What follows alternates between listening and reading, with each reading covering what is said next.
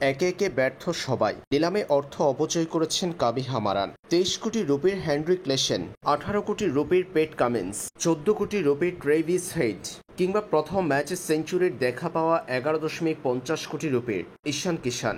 কেউই ব্যাটিংয়ে নিজেদের নামের সুবিচার করতে পারেননি। দিল্লি ক্যাপিটালসের বিপক্ষে ব্যাটিং ব্যর্থতায় ভালো সংগ্রহ পায়নি সানরাইজার্স হায়দরাবাদ। ভিআইপি গ্যালারিতে বসে তাই ক্ষুব্ধ দলটির মালিক কাবিহা মারান।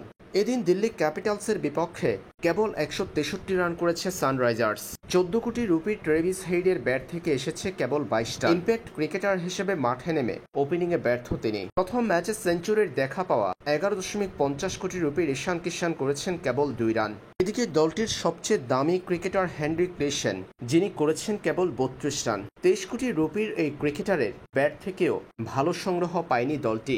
ব্যাটিং ব্যর্থতার পর বল হাতেও খুব ভালো কিছু করতে পারেনি সানরাইজার্স হায়দরাবাদের বোলাররা। পেট কামিন্সের নেতৃত্বে ব্যর্থ হয়েছে দলটি। পেট কামিন্স নিজেও বল হাতে ছিলেন ব্যর্থ।